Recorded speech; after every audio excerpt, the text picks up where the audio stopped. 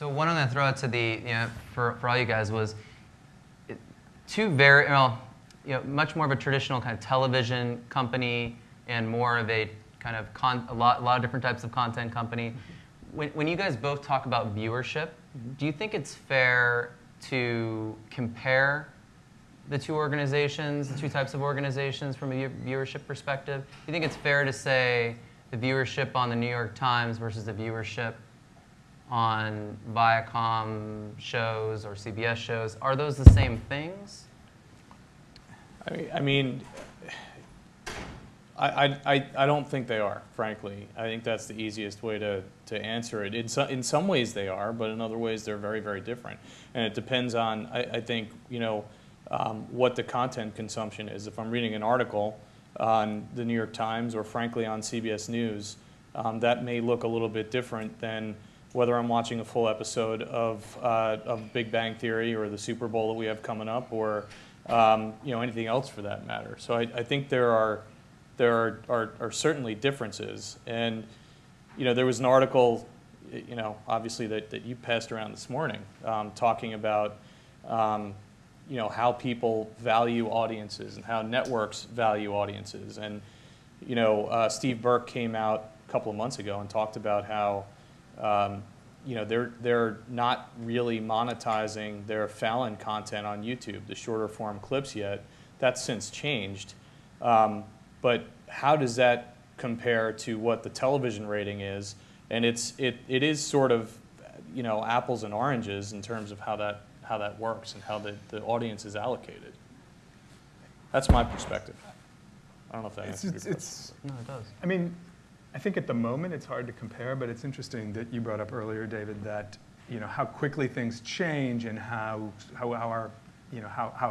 this year's concern is different than last year's concern and the year before's concern. We've been in the midst of a process for 3+ years now to try to at least create some sort of equivalent measure across platforms and across screens in the digital space at least. And we continue to sort of make slow plodding progress against it. And sometimes I feel like in all these cross currents of like what's happening now in this moment, it's important to come back to the principle that guided this first attempt to create this equivalence across screens and across devices, the initiative that was at first called 3MS and now is being called 4MS, that was put together by the IAB, the 4As, the ANA.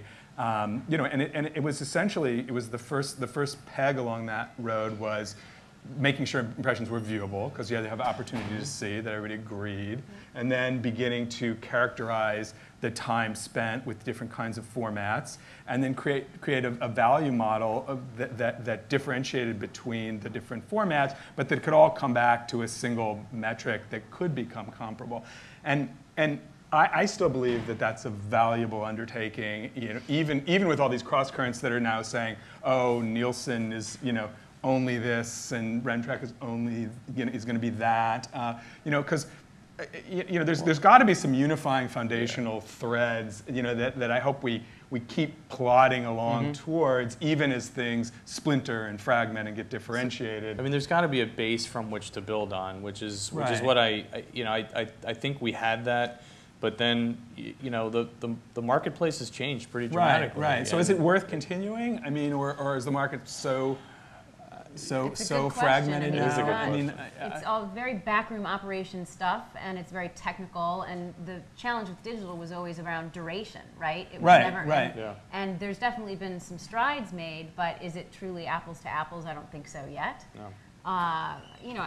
What do you wish that the agencies? So, what do you wish that the heads of the agencies would actually, and well, the media planners actually, definitely the decision makers, would actually look at from an audience perspective? Like, what would you like them to say would be the most important metric as they evaluate audience? I don't know that there's any one metric. I mean, I feel like we're building in the way that we understand how our own content is being consumed is increasingly sort of an ecosystem of metrics, right? Because even like just a month ago when the VMAs aired, there was TV, but there was this incredible social halo as well, breaking records on all of these different platforms on Twitter and Facebook and Instagram, and I think that that's the resonance. How you measure that kind of resonance, that kind of engagement, that level of participation and being a fan, that's, I think, what we would love to be evaluated on, as opposed to some sort of live plus same day number that comes out, 20, And the 12 hard hours thing, after right, for air. them is like, well, how do I look at that, before some of these events go? What is a unifying way to actually look across a variety of different types of sites? And maybe it is that agencies to look at different types of content in a completely, evaluating them in a completely different way. But that is challenging for them to do today, to kind of look at that whole holistic thing without some more unifying metrics, right? It's challenging. I think that's why this has been, the measurement crisis and topics like that have been topics for years, because it's not easy to solve for. Right. I think that there's more players in the space. There's more innovation and progress being made today than there was even a few years ago.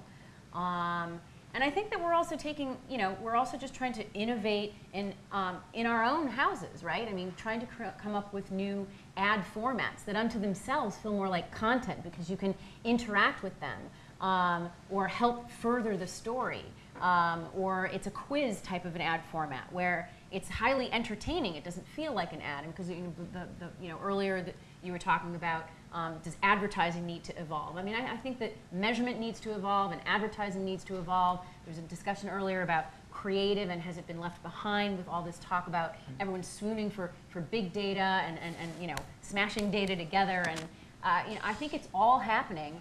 I think there's never been a better time to be in the business, and I think there's never been a better time to be a fan of something. I mean, back when my favorite show was Seinfeld, I just had to wait for it to be on Thursday night at 9, and that was like, that was it.